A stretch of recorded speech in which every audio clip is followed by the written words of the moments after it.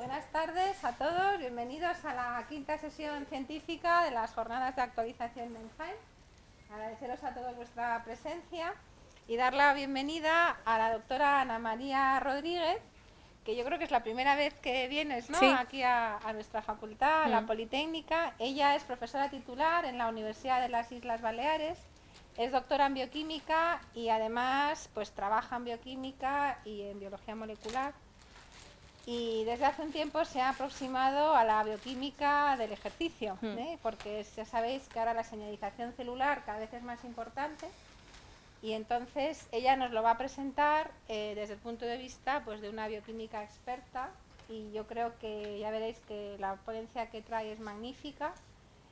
Y vamos a hacer como siempre, ella va a dar la conferencia, habrá turno de preguntas y luego haremos una pequeña parte práctica en la que también podéis interactuar con la ponente.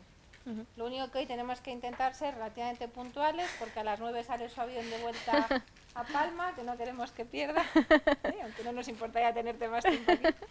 Así que 7, Paco estará ahí, 7, 7 y 5 para terminar, ¿vale? Muy bien. Entonces, Ana, muchísimas gracias por aceptar nuestra invitación y bienvenida a nuestra facultad, a nuestro grupo y adelante.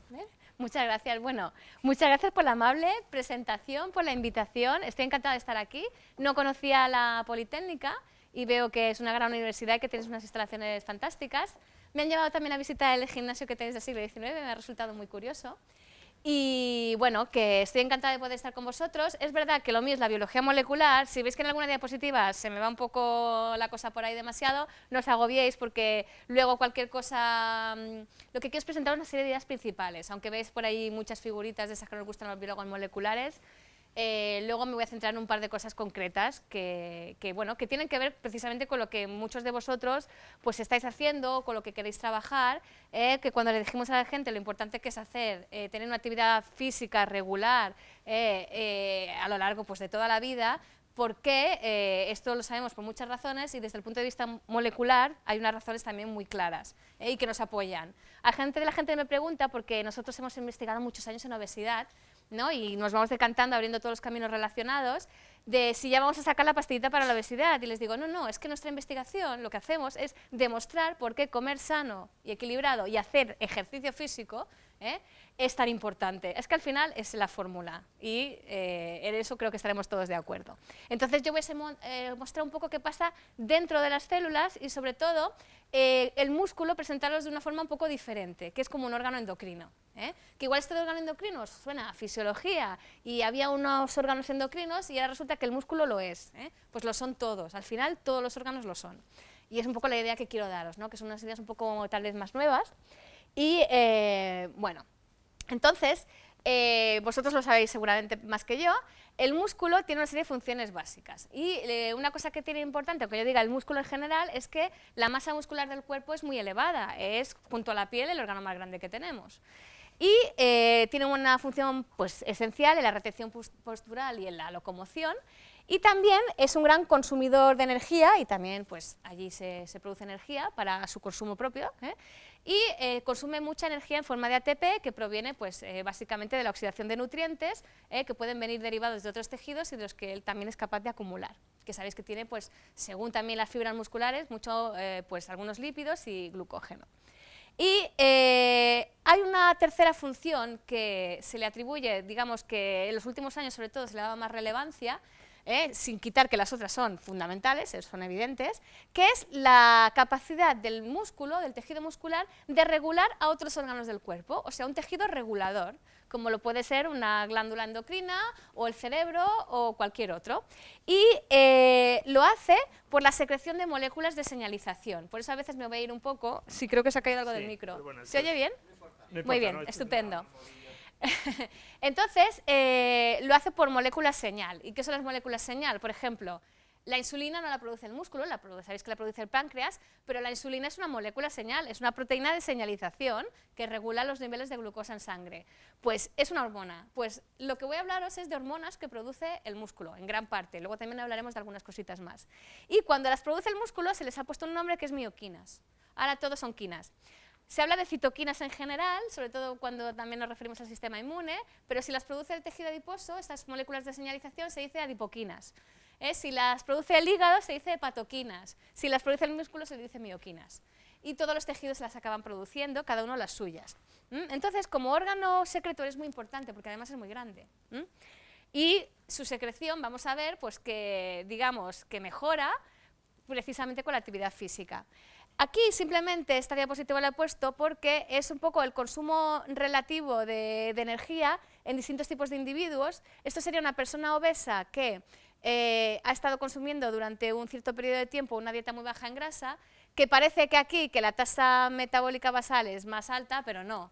En términos absolutos, este 45% de aquí en términos absolutos es mucho más grande en los atletas porque su tasa es mucho más alta. Lo que pasa es que en proporción ellos, pues, o como muchos de vosotros que veo que seguramente practicáis mucho deporte, hay un gran consumo pues, activo de energía. Pero digamos que hay una parte muy importante activa, pero la parte pasiva, esta de aquí, a pesar de que aquí parezca más pequeña con respecto a los de peso normal o a los obesos, en realidad en términos globales es mucho mayor. O sea que la tasa metabólica basal de una persona que habitualmente hace ejercicio con una cierta intensidad es más alta. En reposo es capaz de quemar más energía. Y eso tiene que ver mucho con cosas que os voy a contar. Muy bien. Entonces, esto también está como muy establecido por distintos tipos de estudios, muchos pues recopilando datos de poblaciones, de que la actividad física regular pues protege frente a muchas enfermedades de las que llamamos no transmisibles, que muchas son enfermedades crónicas y muy asociadas a sociedades pues, desarrolladas como la nuestra. La obesidad es una de ellas, que es el campo en el que he trabajado mucho.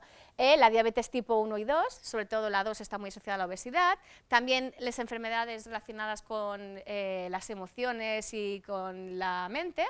También las enfermedades del envejecimiento, como la osteoporosis, y por supuesto todas las enfermedades relacionadas con problemas cardiovasculares. Y esto, ¿por qué la actividad física regular nos ayuda a protegerlo? Pues porque produce una mejora de toda una serie de funciones fisiológicas y a través de esa mejora conseguimos una mejor prevención y también puede servir de tratamiento.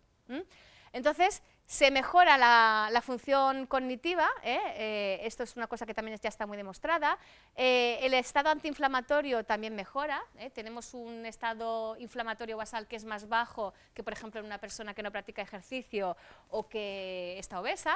También hay un efecto que os contaré hacia el final, que es de la microbiota, que no sé si habéis hablado de ello, pondré una sola diapositiva, pero es que es un concepto también bastante nuevo. También activación del eje hipotálamo pituitaria y la función neuromuscular, pero yo sobre todo os voy a hablar de algunos aspectos relacionados con esto. Y uno de los que me gusta a mí mucho, porque hemos trabajado mucho con él, que es el tejido adiposo.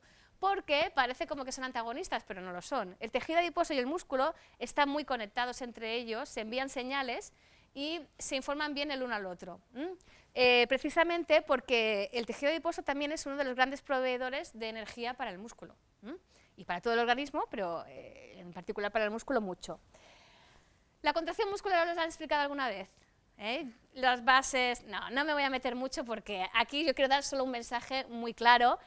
Aquí os he puesto la figura de estas que nos gustan a los biólogos moleculares, para que lo voy a negar, pero bueno, aquí lo que ocurre es que cuando llega la señal nerviosa que indica que el músculo debe contraerse, hay toda una serie de, digamos, de receptores. Aquí hay un receptor que contacta con otro, que es un canal de calcio, que hace que se aumenten los niveles de calcio dentro de la célula. Y esto provoca una serie de cambios en el sarcómero. El sarcómero sí que sabéis lo que es, ¿no? Más o menos, habéis estudiado fisiología. Esto sí se da. Esto se da, que sí, ya me imaginaba yo que sí. Solo es un pequeño repasito. Y que hace que se produzca la contracción muscular.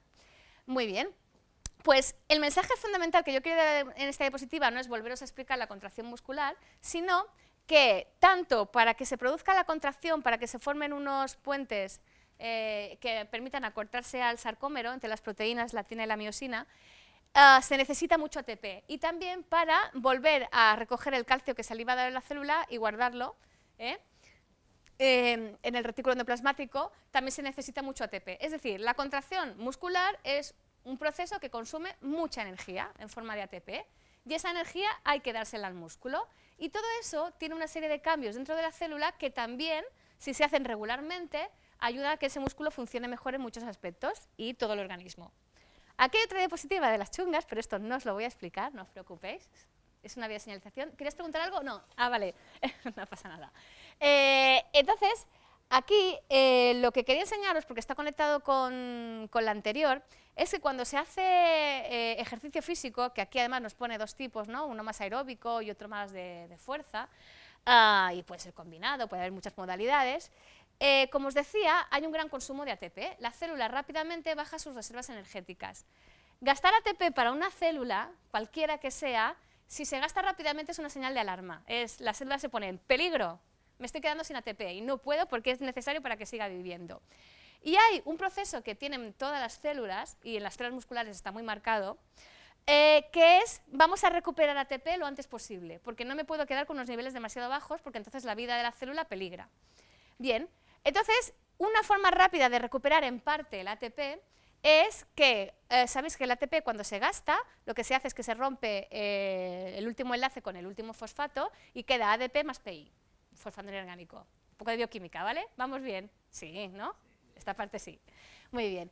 Entonces, una forma es coger dos ADPs y pasarle un fosfato de aquí a otro ADP y conseguir una molécula de ATP más una de AMP, que es adenosín monofosfato. Vale.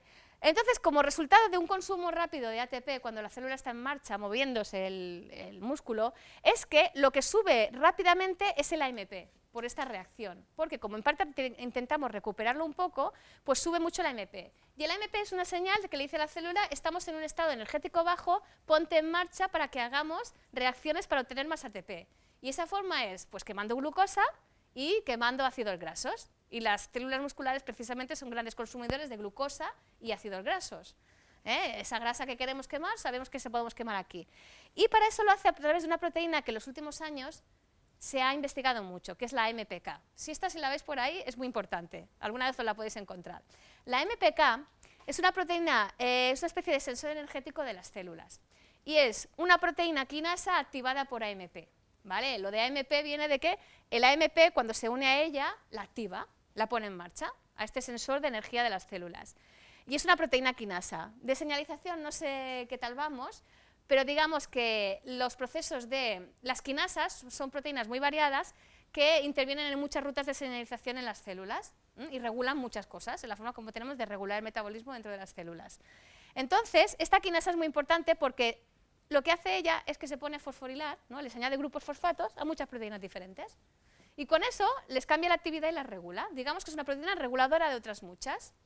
Y entre sus dianas tiene otra proteína especial que también se ha estudiado mucho en los últimos años, y estas dos luego van a volver a salir más tarde, por eso también les hago un poquito de presentación, que es el PGC1-alfa. El PGC1-alfa es lo que llamamos un coactivador transcripcional. ¿Esto qué es? A ver, los factores de transcripción os suenan. Me podéis decir que no, no pasa nada. Yo no sé exactamente, no pasa nada.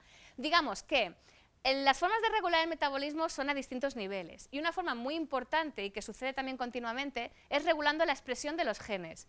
Sabéis que el genoma es como si tuviéramos muchos capítulos de un gran libro que vamos leyendo según lo que necesitamos.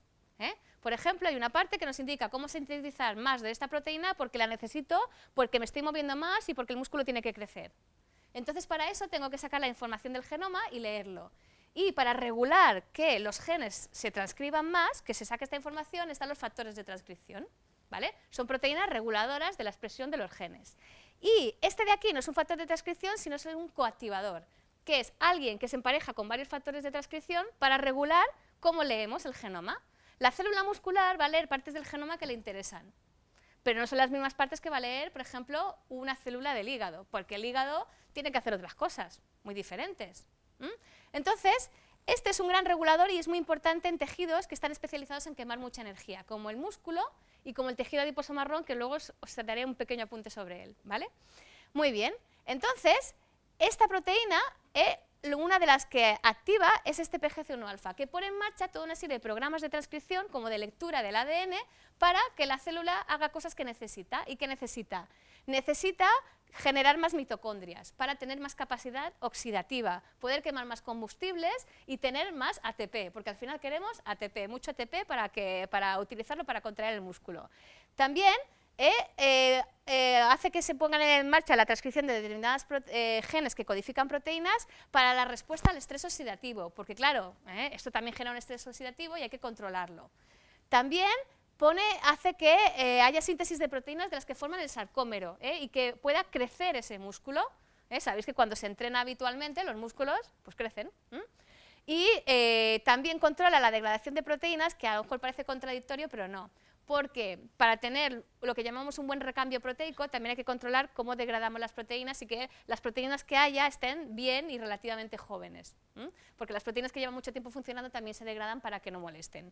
Muy bien, entonces, como veis, la falta de energía rápidamente pone en marcha una serie de rutas que hacen que ese músculo pues, pueda oxidar mejor los nutrientes, crezca, funcione mejor. Si esto lo hacemos continuamente y regularmente, va a provocar cambios que van a ser bastante largos en el tiempo.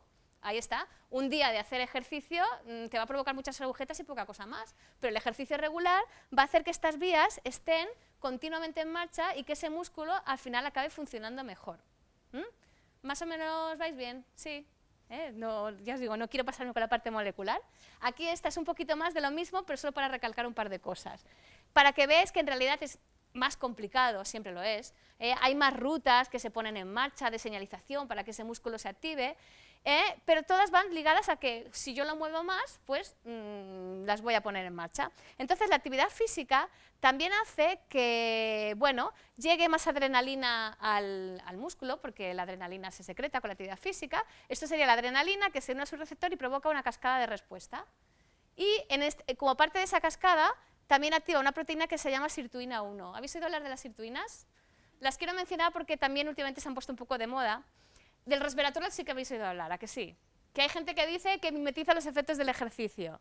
El resveratrol, lo que se ha visto, esto de los mimetizadores para investigación va bien, pero nunca se va a sustituir como un ejercicio completo, eso es evidente, pero a vosotros creo que nos tengo que convencer. Entonces, el resveratrol en realidad lo que hace es que provoca que los niveles de NAD, una molécula dentro de la célula, se incrementen y se active mucho esta sirtuina 1, ¿vale? Que es un regulador también del PGC1-alfa. Este es el mismo que os he puesto antes, este de aquí, que os he dicho que es un coactivador transcripcional que regula programas de transcripción y hace que la célula pues, pueda, digamos, ponerse en marcha y a lo largo del tiempo pueda establecer esos programas de transcripción que la hagan funcionar mejor. Muy bien. Entonces, esta sirtuina 1 también es una controladora del PGC1-alfa y por eso es importante. Y resulta que AMPK, la proteína quinasa activada por AMP, que os he dicho que era fundamental, que era como un sensor energético, también regula a través de la activación de la sirtuina 1, de forma indirecta, pero también. Y además también, como hemos visto con el sobre PGC1-alfa, que a este le pasan muchas cositas. Aquí ya no voy a entrar mucho, pero hay otro cambio que se produce sobre la proteína, que es que se le pueden añadir grupos acetilos, que son pequeños grupos acetato allí que se añaden, ¿no? Químicos, que regulan su actividad. Y cuando está, digamos, muy acetilada, funciona poco, pero cuando se desacetila, que la sirtuina lo que hace es quitarle esos grupos acetilos, hace la reacción química, se lo va quitando, pues lo activa más. En global, ¿qué tenemos? Que con la actividad física, ya sea porque favorecemos la transcripción de determinados genes y porque activamos directamente determinadas proteínas, al final tenemos que se activan toda una serie de rutas metabólicas destinadas ¿a qué? A producir energía que nos va a hacer falta. Y una de las rutas importantes que se activa es la oxidación de ácidos grasos, que es una de las grandes cosas que queremos hacer. Por ejemplo, si hay una persona que, aparte de por llevar una vida saludable, hace actividad física también porque quiere adelgazar, evidentemente le interesa quemar grasa. Y esta quema de grasa, una gran parte la vamos a producir en el músculo a través de la activación de estas vías y haciendo ejercicio, evidentemente. Porque al principio la glucosa va muy bien, pero llega un momento en que no es suficiente y también con según qué regímenes de ejercicio, o con la mayoría, a lo largo del tiempo, cuanto más entrenas, mayor capacidad de quemar grasa dentro del músculo tienes, incluso en estado de reposo puedes quemar más grasas. Entonces, todo eso es favorable y tiene una explicación a nivel molecular. Muy bien. Entonces, la actividad física, si miramos qué moléculas están implicadas con estos posibles efectos saludables de activar el músculo y movernos, pues hemos visto que la AMPK es muy importante, las sirtuinas en general también, hay más sirtuinas, no solo la 1, y el PGC1-alfa, que tiene este nombre tan bonito de aquí, da igual. A veces a los biólogos moleculares se nos va mucho la cabeza, Y poniendo nombres algunos se pasan. Pero es que claro, encuentras una proteína, luego está relacionada con esta proteína, le pones un nombre de la proteína relacionada con la proteína no sé qué tal, y acaban teniendo unos nombres muy curiosos. Normalmente le llamamos PGC1 alfa y vaquechuta. ¿Vale? Me interesa que sepáis que es un coactivador transcripcional y que sirve para regular la transcripción de los genes. Y luego están estas de aquí, las mioquinas, esas hormonas que son, les llamo hormonas, pero le podemos llamar moléculas señal. El concepto de hormona es un poco difuso hoy en día. La insulina, por ejemplo, también es una citoquina o un factor de crecimiento, le podemos llamar de muchas maneras, le vais a decir hormona normalmente, es que depende de la actividad que hagan. Funcionan como hormonas, como moléculas de señalización. Entonces, estas mioquinas también van a ser muy importantes en los efectos beneficiosos de tener un músculo regularmente activo.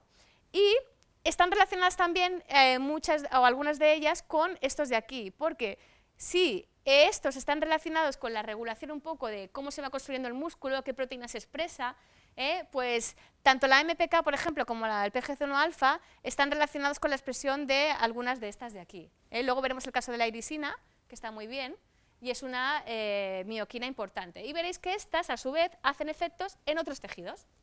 No solo dentro del propio músculo, también dentro del músculo, pero fuera. Porque el músculo, como órgano secretor, lo que hará será secretarlas y que lleguen a otros tejidos que tendrán receptores, recibirán la señal y responderán de alguna manera. Vamos a ver el caso del tejido adiposo y del cerebro, sobre todo. Vale, entonces, lo que quiero, una de las ideas fundamentales que os quiero transmitir hoy es que el músculo es un órgano endocrino. Secreta hormonas que regulan a otros tejidos y regulan su actividad metabólica. Y eso también va a influir en los efectos beneficiosos y también, por ejemplo, en el adelgazamiento. No solo se va a producir porque quememos energía en el músculo, sino, por ejemplo, en el tejido adiposo también vamos a quemar más. Ahora lo vamos a ver. Bueno, esta tiene muchas cosas, pero es para representar que el músculo es un gran órgano secretor. Y faltan, hay más. Esta figura es de un artículo del 2012, hay más. Se van descubriendo más.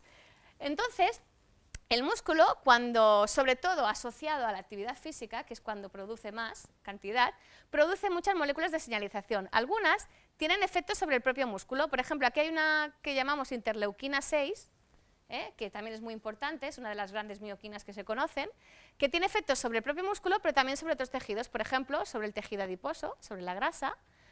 También tiene efectos, aquí está sobre el hígado. La interleuquina 6 está un poco por todo, sobre el páncreas, etcétera. Y también produce otras muchas. Ahora no os voy a repasar cada una porque no es el caso, pero fijaros que con estas moléculas que secreta, el músculo es capaz de regular la actividad metabólica de otros tejidos, el tejido adiposo, el hígado, también los vasos de las venas y las arterias, o sea, regulará la función endotelial, también el páncreas, el hueso y más. No están todos. Son todos los que están, pero no están todos los que son. Muy bien, aquí tenéis otra diapositiva que dice un poquito más de lo mismo. El músculo es un órgano secretor que secreta mioquinas y variadas. Y estas mioquinas pues, causan muchos efectos. Por ejemplo, en el propio músculo, el crecimiento del músculo, hipertrofia muscular, según el tipo de mioquina. La oxidación de nutrientes en el tejido adiposo, o sea, que el tejido adiposo pueda quemar, por ejemplo, grasa, o la pueda romper y enviarla a otros tejidos como el músculo para que se queme más. Mejora la sensibilidad a la insulina. Para prevenir la diabetes tipo 2 o tratarla, evidentemente va a ser muy bueno, que es una de las recomendaciones que se suele dar a las personas con diabetes tipo 2, que hagan ejercicio. La osteogénesis, ¿sabéis? La relación ejercicio-hueso también está muy clara. Pues ¿por qué? En parte, porque hay más motivos, porque secreta algunas moléculas que son capaces de promover el crecimiento y la regeneración del hueso y un mantenimiento de la actividad ósea y más a lo largo del tiempo. Efectos antiinflamatorios, como la propia interleuquina 6 que produce el músculo. Esta luego vamos a ver que tiene una historia particular. Defensa antitumoral. Hay una clara relación entre el ejercicio físico y la prevención de muchos tipos de cáncer. Yo no voy a entrar mucho en este seminario porque no da tiempo de tanto, pero está también muy demostrada la relación. Mejora de la función del páncreas, y ahí volvemos a posible mejora o prevención de la diabetes tipo 2 y también una posible mejora en la diabetes tipo 1. Y una cosa que luego os voy a contar, que es, en castellano suena muy mal, sería la marronización del tejido adiposo, a través de una que se llama la irisina. Pero esto es un marrón de los buenos, ¿vale? No de los malos. El browning en inglés, y luego veremos que tiene que ver precisamente con el color un poquito. Entonces, todo esto en conjunto, y más efectos que tienen, tampoco están todos, hace que haya un descenso del riesgo de las enfermedades crónicas, tipo obesidad, diabetes, cardiovascular, etc. Entonces, es una gran medicina de prevención, la actividad física. Vale, la interleuquina 6 es el prototipo de mioquina porque fue una de las primeras que se defendió como tal. Hay un grupo de investigadores dirigidos por Pedersen que han trabajado mucho con la interleuquina 6 y la han defendido mucho. Y también son uno de los grandes promotores de la idea del músculo como órgano endocrino. La interleuquina 6 al principio se conocía como una citoquina proinflamatoria. Entonces me diréis, ¿eso es malo? La interleuquina 6 es mala. Tenemos la tendencia a veces a las moléculas de ponerles el cartel de bueno o malo. Por ejemplo, ¿la insulina qué es? ¿Buena o mala? Buena, porque nos ayuda a regular los niveles de glucosa. Sí, pero cuando tú tienes un problema de diabetes tipo 2, tienes niveles demasiado elevados de insulina. O sea, que una insulina elevada no es bueno. Yo qué sé. ¿El colesterol qué es? ¿Bueno o malo? El pobre colesterol. Bueno, el colesterol como molécula en sí es una molécula fundamental para las células animales. Sin colesterol no funcionaríamos. ¿Vale? Pero tenemos tendencia a poner etiquetas que luego no sirven, porque las moléculas no son ni buenas ni malas, sino que tienen que estar bien reguladas. Entonces, la interleuquina 6 se conoció antes como una citoquina producida por células del sistema inmune para defendernos contra infecciones y aumentar el estado inflamatorio. Un estado inflamatorio permanente más elevado de lo normal no es bueno. Está asociado con muchas enfermedades como la obesidad, la degeneración cognitiva, el Parkinson y el Alzheimer, las enfermedades cardiovasculares. O sea que si yo tengo un estado proinflamatorio en el organismo de forma continua, eso no es bueno. Entonces, un estado continuo elevado de, por ejemplo, una citoquina como la interleuquina 6 no sería bueno. Pero es diferente si lo que ocurre es que el músculo se pone a producir interleuquina 6 y hace un pico de interleuquina importante que luego baja, porque lo produce cuando el músculo está en marcha, en activo. Y en esos momentos, en ese entorno, esa interleuquina no es proinflamatoria, sino que es antiinflamatoria, porque también depende del entorno. Las moléculas interaccionan con otras moléculas y según con lo que se encuentren van a poder provocar unos efectos u otros. Y eso pasa con la interleuquina 6. Precisamente había como una discusión de si era pro o antiinflamatoria y resulta que puede ser ambas cosas. Si es el músculo el que la produce habitualmente asociado a la actividad física, va a tener efectos antiinflamatorios. Y de hecho, los niveles basales de interleuquina 6 en personas que hacen ejercicio de forma más o menos intensa y regular son más bajos que el de una persona que no hace ejercicio o, por ejemplo, los de una persona obesa son más altos. Pero durante el ejercicio se produce una secreción muy alta de interleuquina 6 en sangre porque tiene unos efectos beneficiosos. Entonces, puede aumentar hasta 100 veces tras la práctica de ejercicio físico y tener efectos que llamamos antiinflamatorios y ayudarnos a sensibilizar frente a la acción de la insulina. O sea que movilizar la interleuquina 6 movilizando el músculo diríamos que es algo bueno. Muy bien. Puede actuar sobre el propio músculo de forma autocrina y también las células de alrededor y también de forma endocrina sobre otros tejidos. ¿Qué tal voy? Sí. Y también está involucrado con lo que llamamos el crosstalk en inglés, la charla cruzada de yo te digo algo a ti, tú me dices algo a mí, con el tejido adiposo, que os he dicho que estaban muy relacionados. El tejido adiposo tampoco es tan malo como queremos pintarlo, lo que es malo es un exceso de tejido adiposo, pero el tejido adiposo es fundamental para los mamíferos. Muy bien, entonces el músculo cuando se contrae produce más interleuquina 6 y esta interleuquina 6 que además está regulada ¿por quién? Por la MPK. La MPK, entre las moléculas que regula, una de ellas es la interleuquina 6, que se produzca más. Pues se secreta y tiene efectos sobre diferentes tejidos, como el cerebro, el hígado, el tejido adiposo y hay más. Vale. Y además también tiene efectos sobre el propio músculo.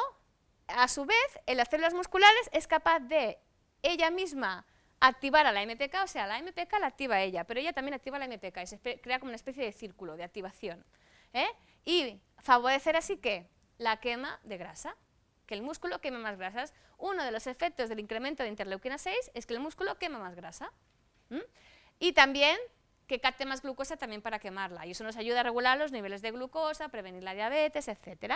Como veis aquí ha desaparecido el cerebro y ha aparecido el páncreas, podrían estar los dos. Regula, tiene efectos positivos sobre muchos tejidos. Vale.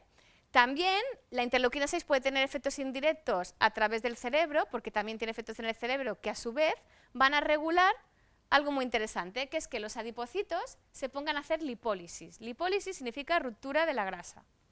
Lo que hacen es que se rompen los triglicéridos y se envían ácidos grasos a la sangre para que otros tejidos los quemen. Uno de los principales que los van a quemar van a ser el músculo, porque lo necesita. Y entonces estamos favoreciendo que el tejido adiposo se vacíe de grasa. También la interleuquina 6 puede hacer esto directamente sobre el tejido adiposo, favorecer la lipólisis. Por lo tanto, una señal que envía el músculo al tejido adiposo es la interleuquina 6 para decirle que rompa los triglicéridos porque necesita ácidos grasos para quemarlos y favorecer la pérdida de grasa. Muy bien. Esto no me voy a meter mucho. Esto es un trabajo que hicimos nosotros con la interleuquina 6 en que dábamos, esto era in vitro, diversas señales de activación y veíamos que cuando en el medio de cultivo añadíamos ácidos grasos libres, unos particulares que son insaturados, la expresión de interleuquina 6 en las células musculares se incrementaba muchísimo, que era algo que todavía no se había visto. Y en esa charla cruzada lo que vimos es que el músculo, que hemos explicado, que esto lo han descrito otros, es que, vale, se activa la MPK y se activa la producción de interleuquina 6.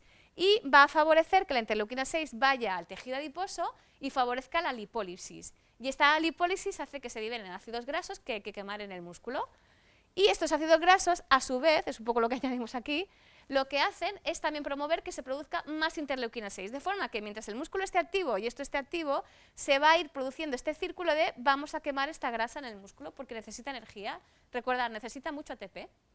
Entonces, el músculo está produciendo una señal que está obligando a otro tejido a darle energía en forma de grasa y está haciendo que otro tejido metabolice, empiece el inicio de la metabolización de la grasa, rompiendo los triglicéridos, que es una cosa que la gente dice, yo quiero quemar grasa, pues si te mueves la vas a quemar. Vosotros lo sabéis, pero ¿por qué? Por esto y por otras muchas cosas que se dan a nivel molecular. La interleuquina 15 es otra interleuquina que podemos considerar una mioquina, bueno, a veces, según que la produzca y en qué circunstancias, puede ser pro o antiinflamatoria, igual que la 6, pero eso no es ningún problema. En el caso del músculo, funcionará como interleuquina antiinflamatoria y esta está más relacionada con el ejercicio de fuerza, porque ayuda al crecimiento del músculo, promueve la hipertrofia muscular.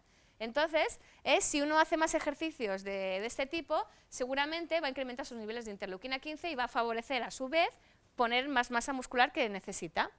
Pero también tiene otros efectos beneficiosos, como mejora de la resistencia a la insulina, o el papel anabólico de crecimiento del músculo, que ya os lo he dicho, y también un posible papel antiadipogénico. Cuando decimos antiadipogénico es anti más, digamos, depósito de grasa en el tejido adiposo. Se evita que se deposite más grasa, que crezca el tejido adiposo. Aquí simplemente es para mostraros que la interleuquina 15 también actúa sobre muchos tipos celulares, incluidas las neuronas, porque luego quiero llegar al cerebro. Esto que tenéis en el gimnasio que he visto aquí, que es de una frase de Juvenal, de un poeta romano, que es mens sana in corpore sano, también tiene su explicación, por supuesto. Entonces, sobre las neuronas también ejercen efectos este tipo de moléculas. Y como veis, sobre muchos tipos celulares. No hace falta repasarlos todos. Muy bien. Otra muy interesante que se descubrió hace poco. Esta se descubrió en 2012. Es la irisina. La irisina es una mioquina que está regulada de forma importante su transcripción, la transcripción del gen que la codifica, digamos, a través del PGC1-alfa. ¿Os acordáis que os he dicho que el PGC1-alfa se ponía en marcha y ponía en marcha determinados programas transcripcionales? Pues entre ellos incluye que se produzca más de esta proteína, la irisina, que es una mioquina también. Y hay un precursor que se llama FNF5, que es una proteína más grande, que luego se le corta un trocito, y ese trocito que se le corta se secreta, y es la irisina. Esto es el precursor de la irisina, simplemente. Ya no os digo qué significan las letras, porque es horrible el nombre. Irisina está muy bien, nos quedamos con la irisina y punto. Entonces, esto lo descubrieron este grupo de aquí, y una cosa muy importante con la que lo relacionaron es que es capaz de inducir el desarrollo de células bright o beige en el tejido adiposo blanco. Esto es la marronización. A ver, hay dos tipos de tejido adiposo. ¿Se lo han explicado alguna vez? Tejido adiposo blanco y tejido adiposo marrón. Los conocéis, ¿no? Y sabéis que el tejido adiposo marrón está especializado en quemar energía. De hecho, una de sus funciones primigenias es protegernos frente al frío generando calor. Y para eso tiene la proteína desacomplante 1. ¿Se han hablado de la OCP1 también? Bueno, da igual. Está especializado en quemar energía. Hay una proteína que es muy buena para esto y tal.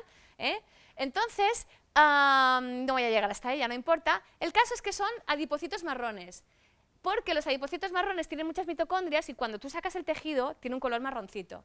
En cambio, el tejido adiposo blanco, por ejemplo, en la rata es muy blanco, en humanos es más amarillo porque, bueno, guarda mucho betacaroteno y es una grasa más amarilla, pero le llamamos tejido adiposo blanco.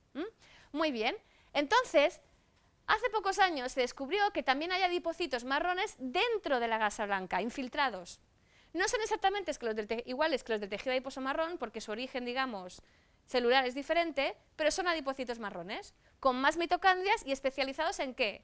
No en almacenar grasa, sino en quemarla. Y sobre todo hay en el tejido subcutáneo. Esto tiene una función también primigenia relacionada con la protección frente al frío. Es muy importante, por eso os digo, el tejido adiposo de los mamíferos es fundamental, no solo como reserva energética, sino para también protección frente al frío. Entonces, hay adipocitos marrones en el tejido adiposo blanco. La grasa blanca también tiene células que queman grasa y estas se puede inducir su crecimiento a través de determinadas señales. Una de ellas es la noradrenalina, las catecolaminas. Cuando hacemos ejercicio ya la activamos. Pero otra importante es la irisina. Resulta que si hacéis ejercicio físico regular, producís más irisina y la irisina hace que haya más adipocitos marrones en el tejido adiposo blanco. Por lo tanto, también en el tejido adiposo blanco somos capaces de generar, de quemar más grasa y quemar más energía. En el propio tejido adiposo blanco, dentro, porque estos adipocitos marrones están infiltrados. Eso es lo que llamamos la marronización, el browning.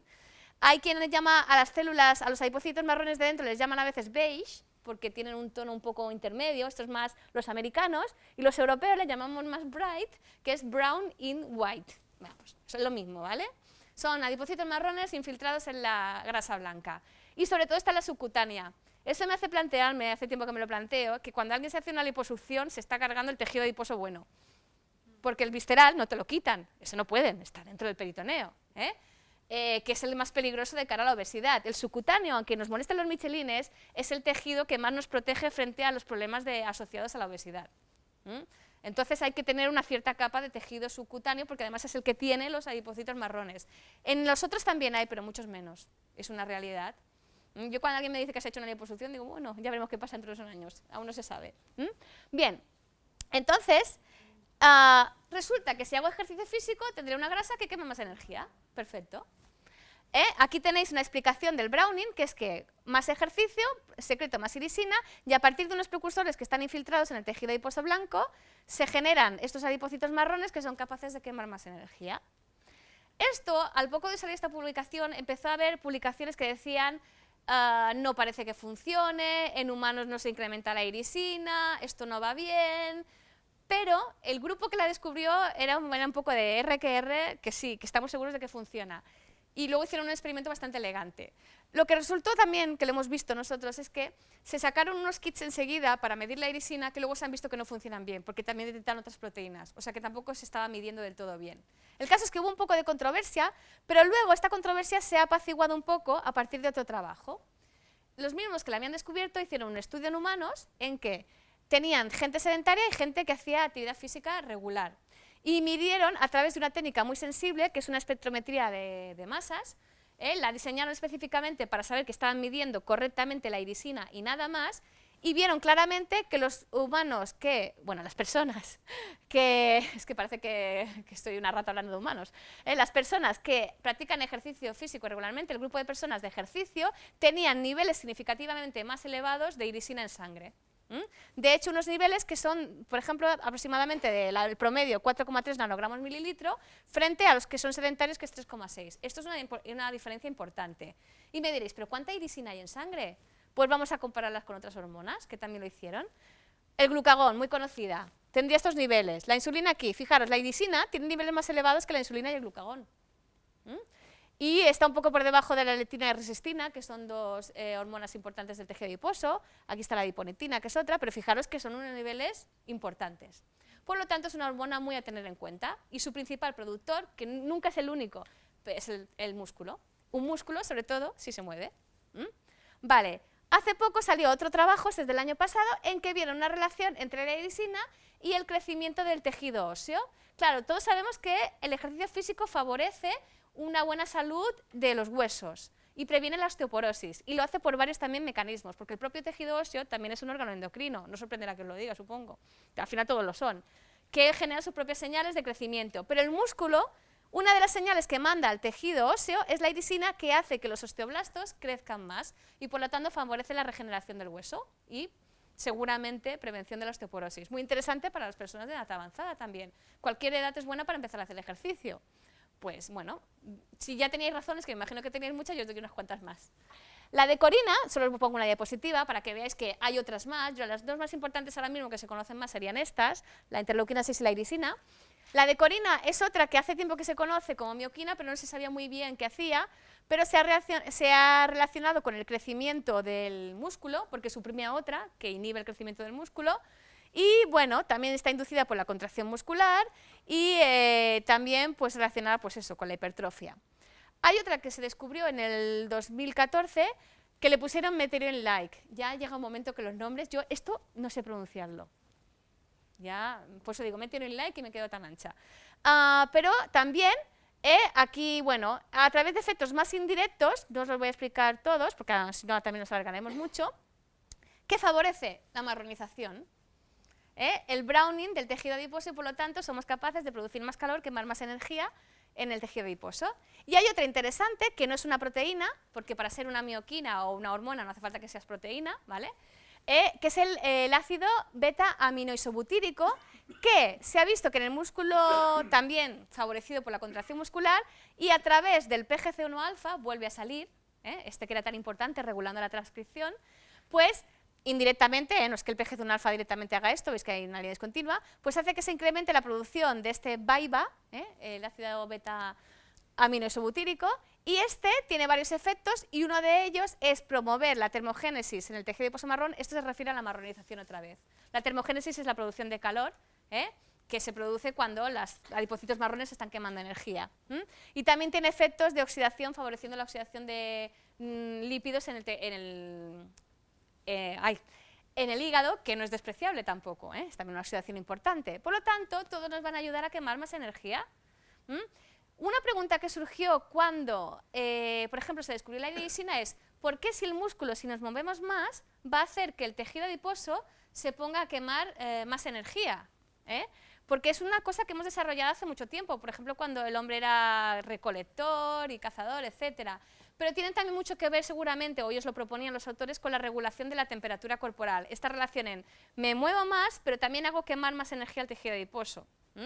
Porque necesitamos generar calor seguramente relacionado pues, con el tener que moverse de un sitio a otro, migrar, etc.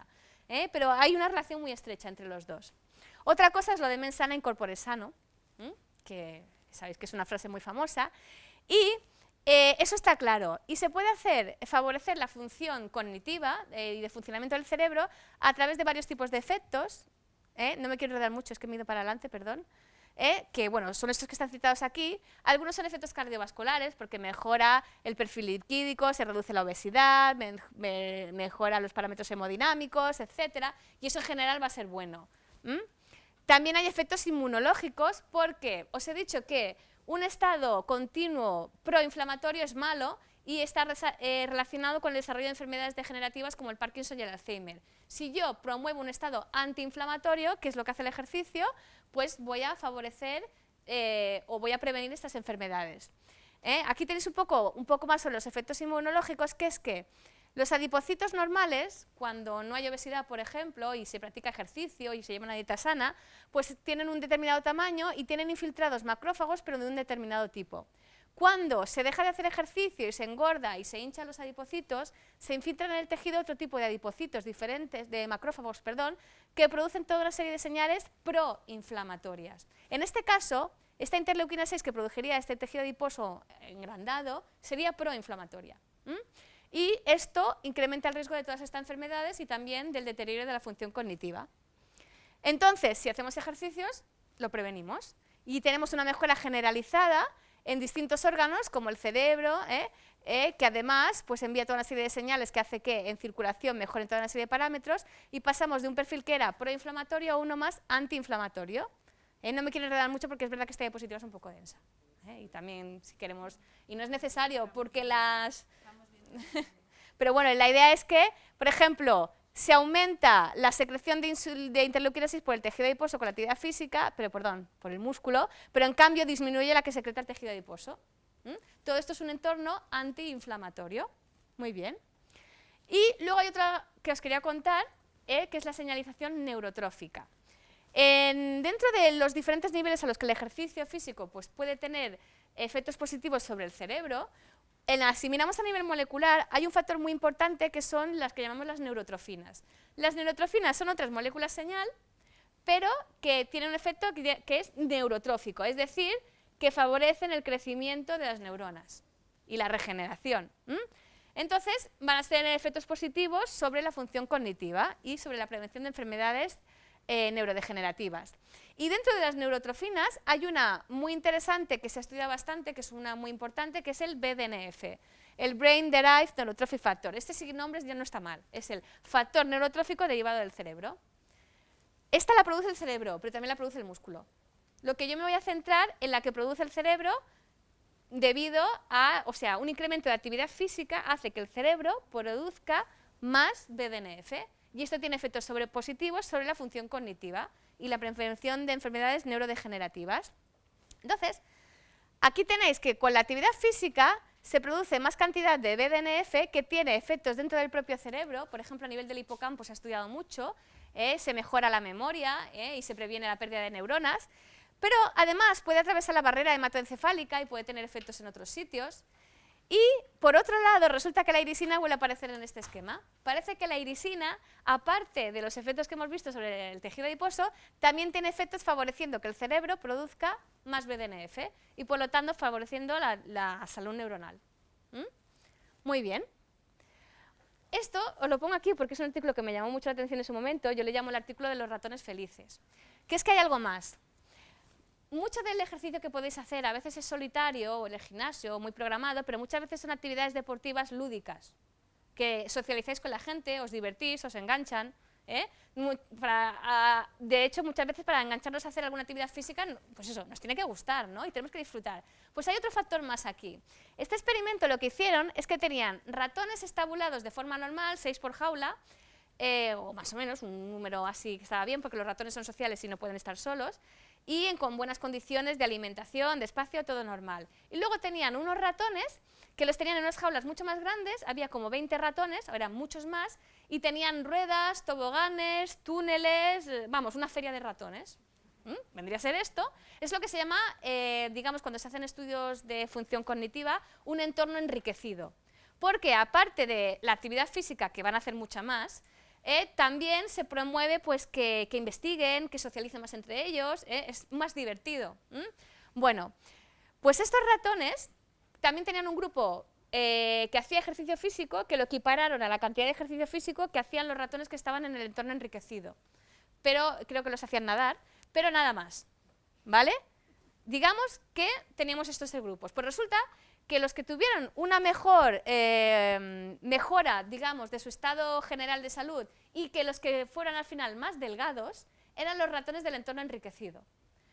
Más incluso que los que hacían actividad física. Los que hacían actividad física solo, digamos, estaban mejor que los controles. Pero los del entorno enriquecido, que tenían esta variedad de cosas que hacer y más animales por jaula, todavía estaban mejor y más delgados. O sea que lo de la vida social también depende de las tapas que te tomes, ¿no? Pero bueno, eso también cuenta. Pero, ¿y esto cómo lo explicaban? Pues sale el BDNF otra vez. Vieron que se producía más BDNF en sus cerebros que hacía que el eje, el sistema nervioso simpático se activara más y que llegara más noradrenalina, al tejido adiposo blanco. La noradrenalina es uno de los principales que produce también marronización. Entonces tenemos que tenían más Browning y como tenían más Browning eran más delgados. Entonces fijaros que todo se va encadenando. La irisina, el BDNF, la interleuquina 6, la marronización, o sea, todos están muy ligados. Mejor salud neuronal y encima más delgados. Una pasada. Bueno, bien, como todo en la vida tiene su medida, que os lo pongo aquí abajo, es verdad que una actividad física extrema puede haber algunos deportistas de élite que estén un poco perjudicados, ¿no? No digo en general los atletas, porque la mayoría está muy bien, pero un exceso de actividad física, si nos pasamos de la raya, por supuesto puede tener efectos negativos, pero bueno, hay que pasarse bastante. Entonces, eso puede, por ejemplo, tener efectos negativos sobre el cerebro, porque el cerebro es un tejido especialmente sensible, porque tiene una tasa de consumo elevada, y esto puede, si es muy elevada con la actividad física, puede hacer que bajen los enzimas antioxidantes, que en el cerebro pues es especialmente delicado y puede afectarlo. Entonces, un exceso de actividad física pues, sería perjudicial, pero un exceso. Bien, y además porque se generarían más hormonas del estrés, demasiadas, más de la cuenta. Bien. Y un último apunte casi es la microbiota. La microbiota son el conjunto de bacterias que conviven con nosotros en nuestro organismo. La mayor parte están en el intestino, pero también hay microbiota sobre la piel, en las mucosas, pero en el intestino es donde tenemos la mayor cantidad. La microbiota son bacterias que conviven con nosotros y que hacen funciones muy importantes para nuestro organismo. Y la microbiota intestinal en los últimos años ha resultado que es fundamental porque también tiene una charla cruzada con el resto del cuerpo. De hecho, tenemos más células bacterianas que células humanas, que llevamos con nosotros. Y si nosotros cuidamos de nuestra microbiota y hacemos que haya un perfil de especies más saludable, también favorece estar más delgado, marronización, mejor función cognitiva, etc. Esto normalmente se consigue, pues, por ejemplo, con una dieta rica en fibras, rica en fruta y verduras. Aquí ha salido ya la comida sana. Bueno. Pero aparte, la actividad física se ha visto que también tiene efectos sobre la microbiota, no solo la alimentación, sino que la actividad física hace que el músculo también, a través de determinadas señales, y también a través del cerebro, porque el cerebro siempre se entera de que está haciendo actividad física, ayude a regular la microbiota intestinal y esta microbiota tenga un perfil más saludable que a su vez nos ayuda a regular el resto del organismo. O sea que a través de la microbiota también la actividad física tiene efectos positivos sobre la salud. Muy bien. Y la gran pregunta, porque la gente dice, ¿pero qué actividad tengo que hacer física? ¿Cuánto tengo que hacer? ¿Cómo? ¿Cuándo? ¿Dónde? Y al final es, haz toda la que puedas, ¿no? También depende del tiempo. Esto aún queda mucho por investigar. Hay trabajos enfocados a esos, pero son difíciles de hacer. Entonces, es una de las grandes preguntas que seguramente gente como vosotros podéis llegar a responder, porque sabéis cómo programar a la gente para que haga determinados tipos de actividad física y seguramente cómo personalizarla, ¿o me equivoco? Seguramente sabéis, de eso sabéis mucho, yo no sé nada. Bien, entonces, es verdad que en general se habla de actividad física, ya ni siquiera se habla de ejercicio, sino de actividad física y de la salud, pero ¿qué tipo de actividad física? Claro, ahí ya dices, depende de la persona, depende de muchas cosas. Aquí se requieren más estudios.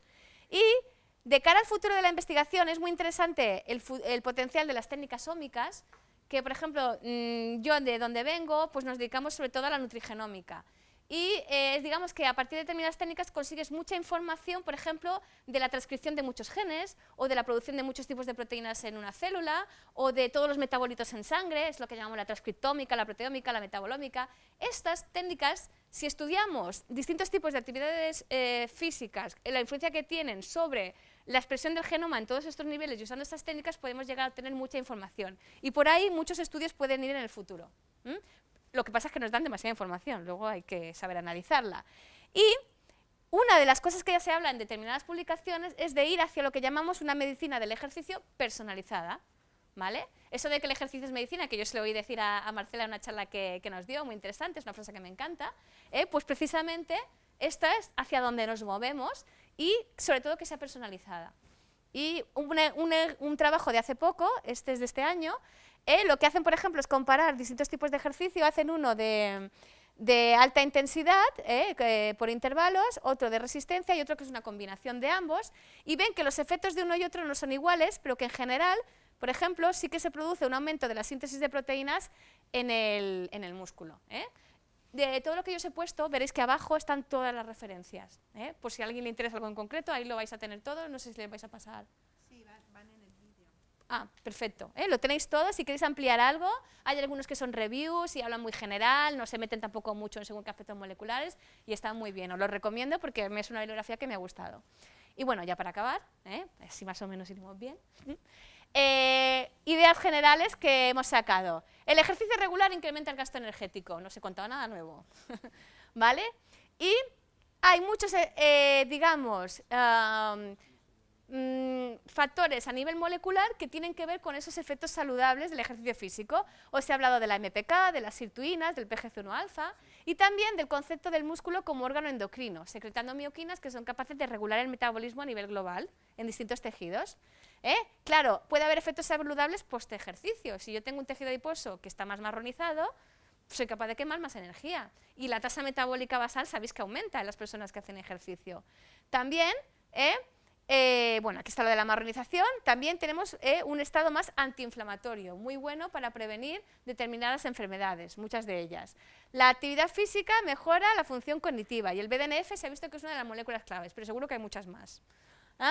También la actividad física tiene una relación con la microbiota intestinal y hace que tengamos un perfil de microbiota más apropiado para mantenernos pues, más delgados y más saludables.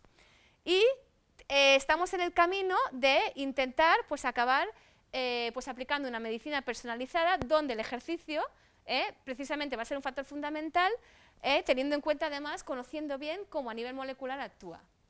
Una pastilla que haga todo esto yo creo que va a ser difícil encontrarla. Y quiero acabar dando las gracias a todos y os he puesto aquí una figura de una especie de macroproyecto americano de los Institutos Nacionales de Salud que me ha llamado mucho la atención porque veo que es los moléculas transducers de la actividad física en humanos. Es un macroproyecto que están iniciando precisamente y aplicando tecnologías muy modernas para algunas de esas preguntas que os digo que hay que ir respondiendo, pues responderlas. Y si os interesa visitar su página, pues también es muy interesante. Y bueno, ahora lo que queráis preguntarme y luego haremos una pequeña actividad, más o menos.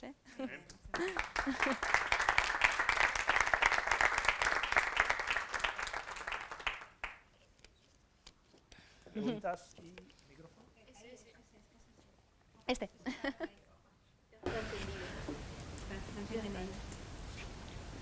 Pues yo. Bueno, enhorabuena por la excelente presentación. Y mi pregunta va un poco relacionada. Esto está apagado, creo. Sí, está. Ah, vale. Ellos lo oyen bien, ¿no? Vale.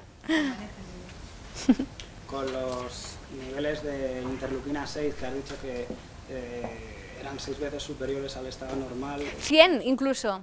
Sí. Después de hacer ejercicio puede haber picos que te la incrementen hasta 100 veces, pero luego baja. Vale. Sí. No sé si será un efecto agudo durante el ejercicio o... Sí, es más o menos agudo y se pueden medir incrementados después del ejercicio. Normalmente los han medido, les hacen hacer ejercicio y lo miden después. Y está un tiempo incrementada. Una de las funciones que has dicho sobre el tejido adiposo era que favorecía la lipólisis. Post-ejercicio puede haber una supercompensación, es decir, que el tejido adiposo aumente en mayor medida que el que tenía inicialmente. No, porque claro, para el tejido adiposo, para incorporar más lípidos de los que está perdiendo, necesita que le vengan de las lipoproteínas.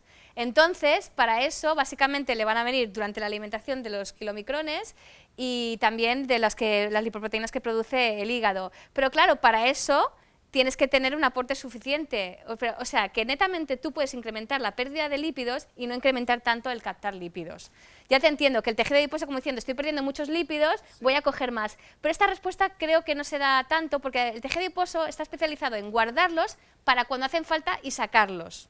No es que siempre tenga que tener una cantidad y si la pierdo la recupero, sino que es muy maleable y puede crecer si le están llegando muchos, pero también puede bajar bastante si tiene menos aporte y además los está gastando, sin necesidad de hipercompensar.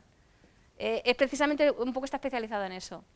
Y además, si controlas la alimentación, pues ya, si no comes demasiadas calorías ni demasiadas grasas, pues tampoco vas a aportar tanto.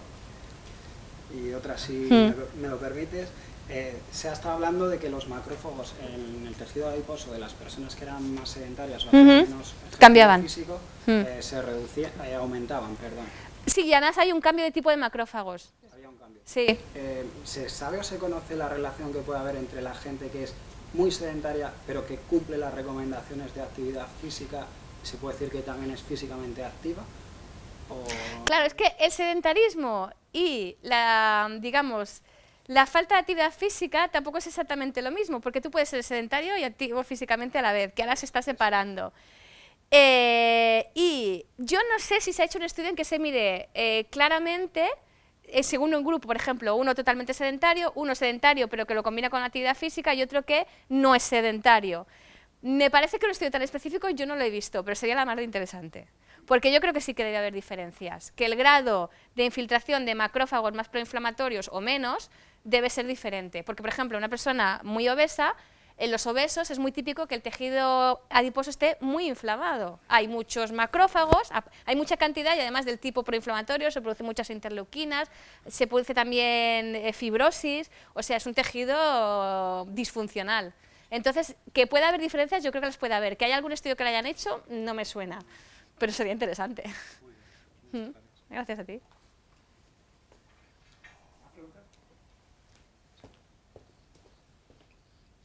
Buenas tardes, muchas gracias por la presentación.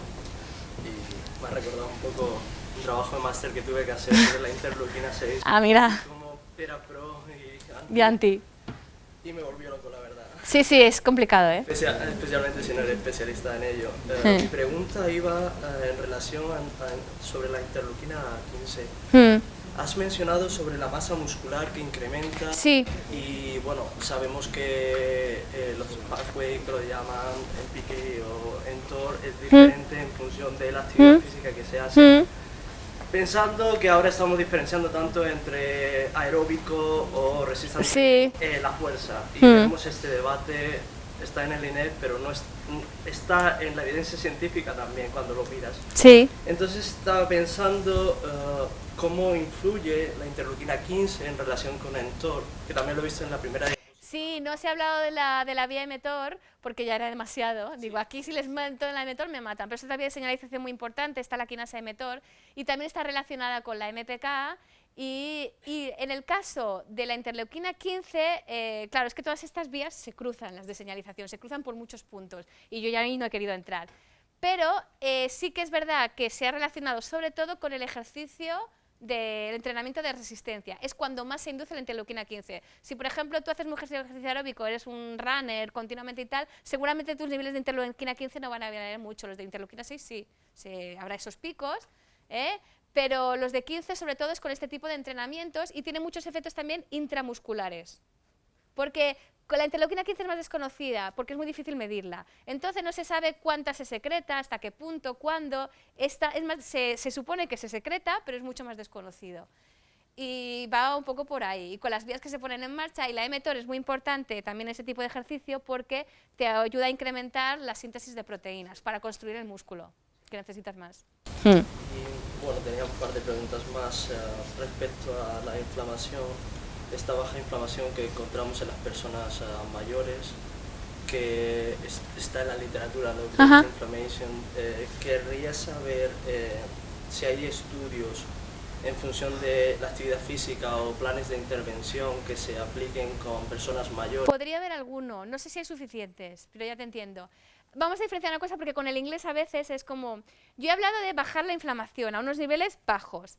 Lo que en inglés llaman low grade inflammation, en castellano diríamos que es una metainflamación, que es una inflamación moderada y continuada en el tiempo. Es decir, mayores niveles de inflamación de los que deberíamos, pero no al nivel de cuando tenemos una infección. Pero es una inflamación alta. Se considera alta con respecto a lo que debería ser normal. No súper alta, porque cuando tenemos una infección aquello se dispara, porque tienen que cargarse al organismo invasor. Pero esta low grade inflammation que llaman en inglés, no la confundáis en castellano con inflamación baja, sino que es metainflamación. Y es típica, pues eso, de gente con inactividad física y también de obesos, es muy típica y es muy dañina porque promueve pues, enfermedades pues, degenerativas, etc.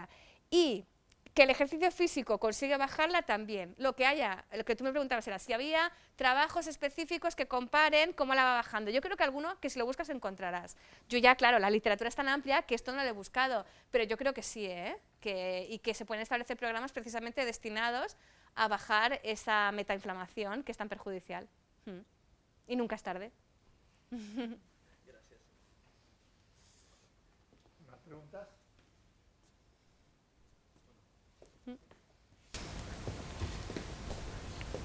Hola, ¿qué tal? Buenas tardes.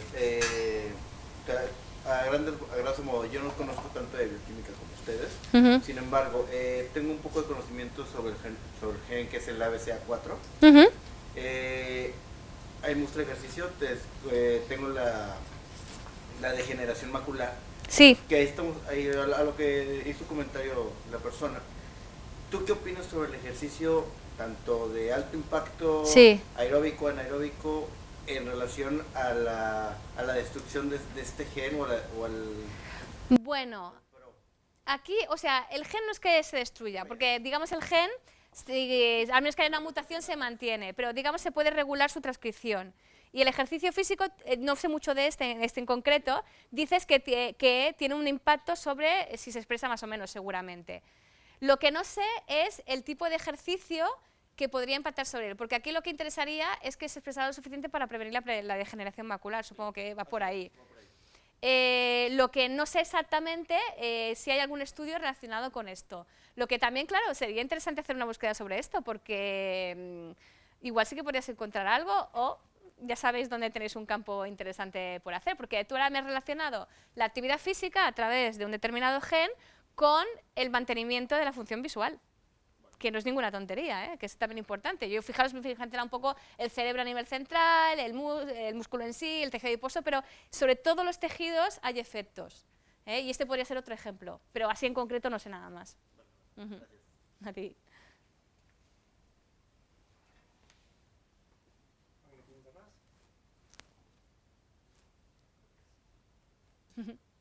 Muy bien, pues podemos pasar a hacer la actividad. Que yo, claro, aquí no da mucho para formar grupos, pero a mí me gustaría formar algunos pequeños grupos. Sí, se pueden sentar ¿A que sí? Sí. Podríais hacer como varios grupos en la clase, porque lo que yo os propondría ahora es... Yo sé que esta parte es un poco la que menos habéis conocido porque eso, no os dedicáis a la biología molecular, pero habéis visto, supongo que cosas nuevas que no conocíais, sobre todo con esto de las mioquinas y tal. Y sé que muchos de vosotros tenéis grandes conocimientos sobre pues, programas de ejercicio y cómo mejorar la salud de la gente a través de ellos. Y supongo que también sobre estudios en humanos relacionados con esto, porque me habéis preguntado, ¿hay algún estudio sobre esto y tal? Lo que me gustaría es que pensaras, ahora me van a dar pues 200.000 euros para hacer un proyecto de investigación. ¿Qué haríais combinando vuestros conocimientos de bases, porque muchos sois INEF, ¿verdad? Sí. La mayoría y tal, o algún médico, lo que sea, con vuestros conocimientos de base, con lo que yo os acabo de explicar. Nos tenéis que pedir un proyecto de investigación y os tenemos que financiar. ¿Qué os gustaría hacer? ¿Qué diseñaríais? ¿Qué se os ocurriría plantearos a partir de aquí? Sobre todo con humanos, porque bueno, yo con animales ya estoy cansada de hacerlo, ¿no? Que es como lo que trabajamos nosotros.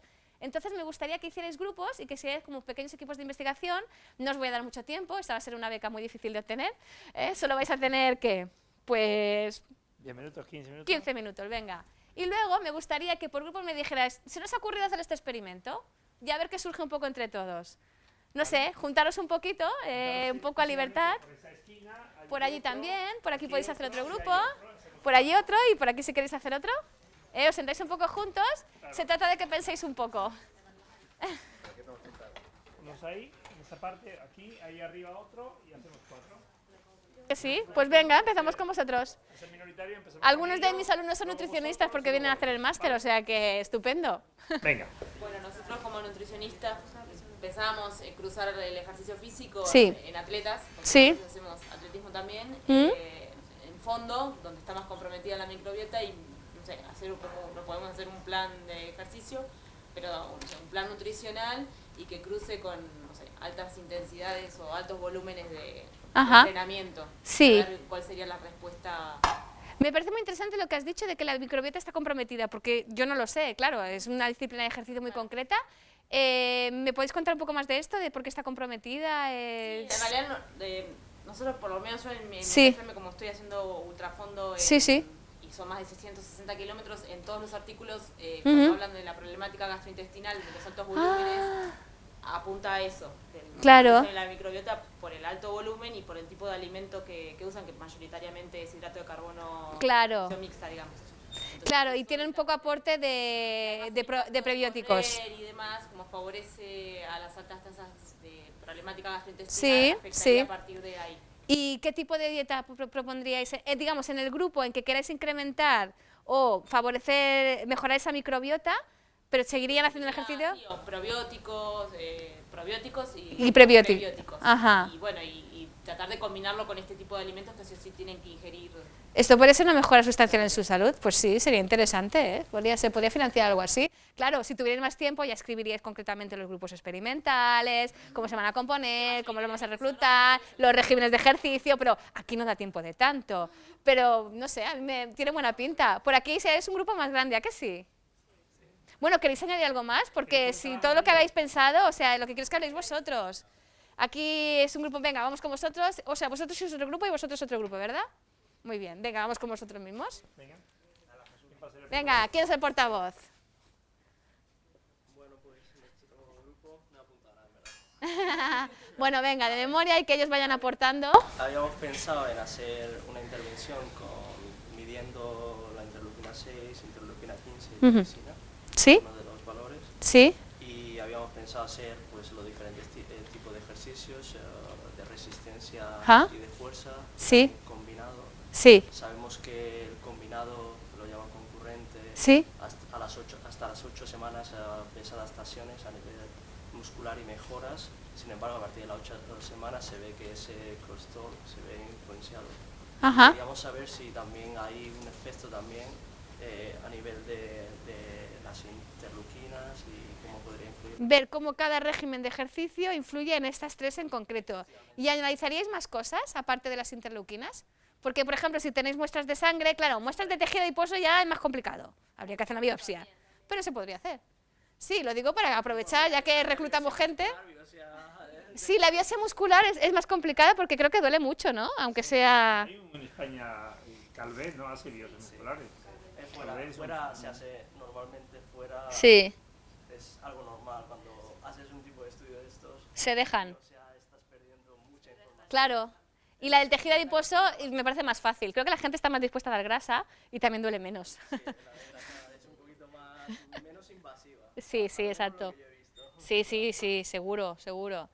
Y muy bien, ¿y analizaréis más cosas ya que estáis? Es que voy sacando, es que se me van ocurriendo cosas.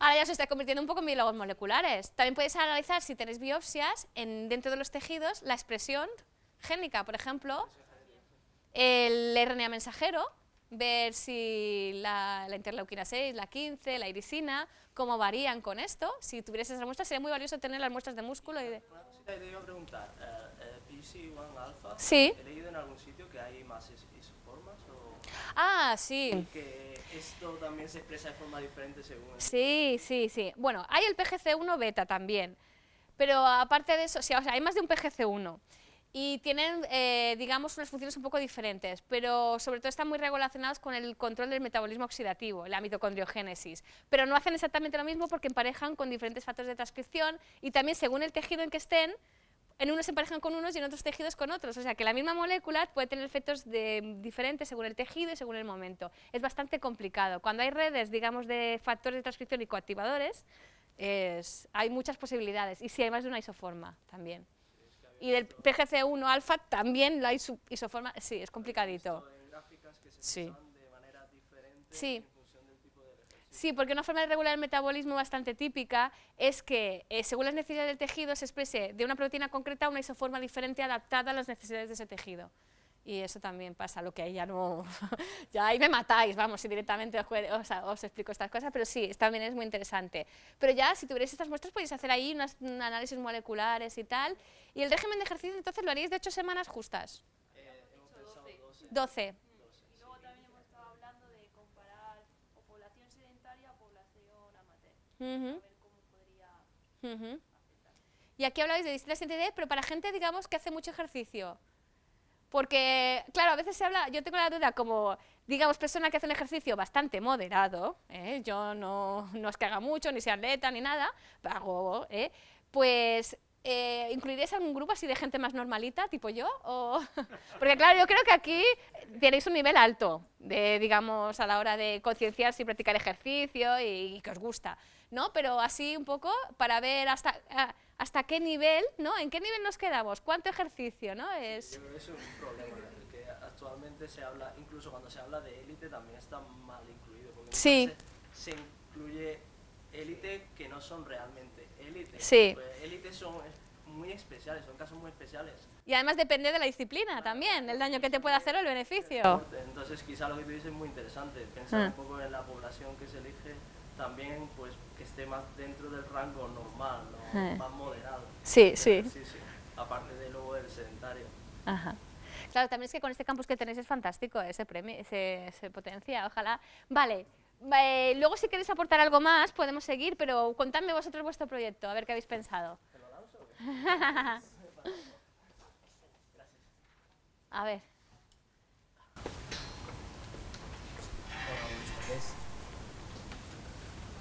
Sí, creo que ellos te oyen bien de todas formas. O sea, yo te oigo. Bueno, nosotros hemos pensado a la luz de la exposición que has hecho, que la has enfocado hacia el problema que hay actualmente de la obesidad, Sí. de la pandemia, pues que hemos propuesto pues, el siguiente estudio, que es enfocado a personas normales, Ajá. no a deportistas de élite o... Ujú. ¿no? Mira, lo que les preguntaba un poco a ellos, que me apetecía que alguien lo hiciera, ¿ves? Mira, podemos financiarlo todo y ellos hacen esa parte. Sigue por ahí, venga, que esto suena bien. Lo que proponemos es lo siguiente. Nos ha llamado mucho la atención los procesos que se dan de marronización, Sí. las actividades moleculares y los beneficios Ujú. y la osteogénesis. Ajá.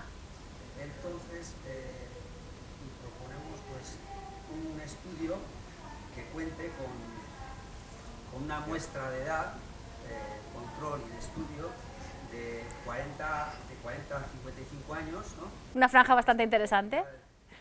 Hay mucha gente en esa franja. El sedentarismo, la Hey. obesidad, pues ya hace su mella, ¿no? Hey. Los efectos, ¿no? Sí, sí, sí. Tanto en hombres como en mujeres, y a ver, le propondríamos durante 90 días pues, un ejercicio aeróbico, lo que recomiendan pues, las grandes colegios profesionales, ¿no? Sí. Que son pues, 60 minutos al día de una actividad moderada alta, Ujú. y luego basado en una alimentación saludable, ¿no? Según los criterios pues, que en España pues, marca la SEDO. Es decir, queréis todo un programa saludable, ¿no? Con alimentación y ejercicio. Eso. Ujú.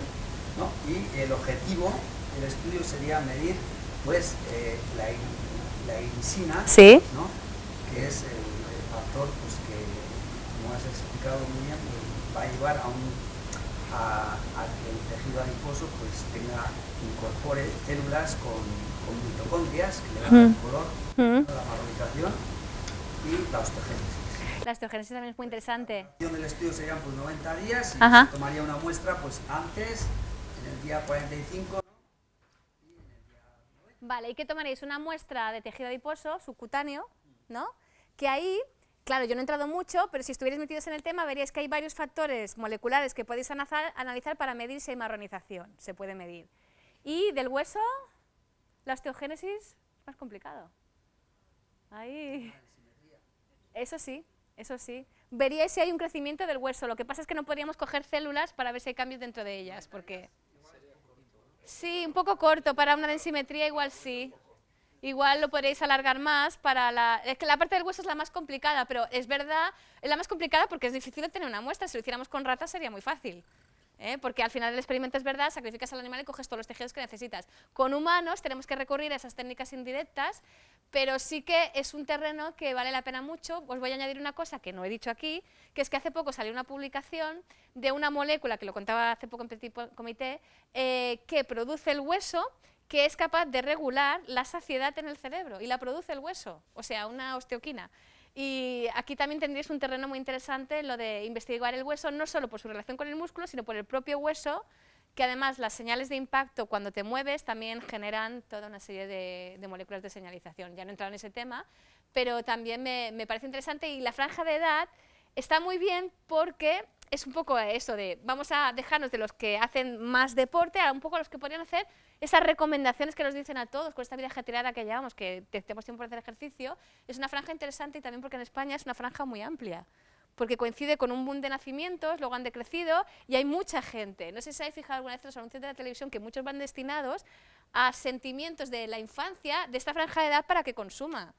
Es una franja importante, entonces también me parece que podría ser interesante. Y la pena es que no se nos ocurra alguna forma de el hueso, ¿cómo lo podemos hacer? Si no, el hueso no nos van a dejar. Ya si una biopsia con muscular, el comité de bioética aquí nos diría que no, seguramente, porque no lo verían. ¿De? Sí, claro, o sea, hacerlas yo creo que valdría la pena hacerlas, lo que a lo mejor no basta con ese tiempo para ver un efecto significativo, pero por supuesto sí se... Medidas indirectas, dices del hueso, se podrían medir algunas moléculas de señalización de las que produce el hueso si en circulación se incrementan. Sangre siempre habría que coger en todos los casos, porque sangre sí que es una muestra que se coge habitualmente y la que se podría analizar, y medidas indirectas sí que las hay, y por ahí tendríais que ir. Pues sí, me parece muy interesante. Está muy bien. ¿No se ha hablado del BDNF, del factor neurotrófico? Sí, sí, que se oiga. El BDNF, sí. Mi pregunta iba un poco relacionada con ella. Yo no sé cómo se mide, si solamente se puede medir en sangre o no. Si no he entendido mal... Se puede medir en sangre, sí. Vale, si no he entendido mal antes, la interleuquina 6 también mediaba para subir los niveles de BDNF en el cerebro, pero tenía que... Bueno, la irisina os he puesto. La interleuquina 6, no estoy segura, no lo descarto, porque al final todas se cruzan, pero la que yo os he puesto era con la irisina, me parece. Era la irisina, sí. Una imagen que os he puesto que está el BDNF en el cerebro y venía la irisina y os decía que también inducía la producción de BDNF. Y ahora no recuerdo si la interleuquina 6 también de alguna forma lo puede hacer, porque como van por todo, no estoy segura, pero la irisina sí. La figura era de la irisina. Hay estudios en los que han demostrado que a mayores niveles de BDNF, menores niveles de ansiedad y de depresión. Esa es otra, claro. El humor también mejora la función del cerebro en ese aspecto, sí. Lo que yo no sé si hay niveles de BDNF que rebasan esa barrera hematoencefálica que tú has comentado, o se quedan simplemente en el cerebro, y si eso se puede medir y de qué forma. Claro, medirlo en un cerebro humano sería complicado. No, eso habría que hacerlo con experimentos con animales, para demostrar un poco la relación causa-efecto. Y en humanos lo que podéis medir son los circulantes, sí que cruza la barrera hematoencefálica, entonces si hay un incremento en el cerebro es probable que se refleje también en sangre, lo que pasa es que no tiene por qué, porque un incremento local ya va a producir toda una serie de efectos en el cerebro, pero tú ese incremento local en humanos no lo vas a poder medir, por ahora no. ¿Y de hacerlo en ratas habría que sacrificar a la rata y sí. medirlo inmediatamente? No, se puede hacer de varias maneras. Tú puedes sacar los tejidos y puedes medir tanto el RNA mensajero, que congelas el tejido y luego haces análisis para medir el RNA mensajero, como también puedes hacer determinados cortes histológicos para poner anticuerpos y medir la proteína y ver dónde está, localizarla, y también en el propio tejido medir los niveles con otras técnicas, pero no tiene por qué ser inmediatamente. Normalmente puedes preservar los tejidos para ir haciendo los análisis, que es lo que hacemos normalmente en el laboratorio. Y claro, en humanos es otra historia.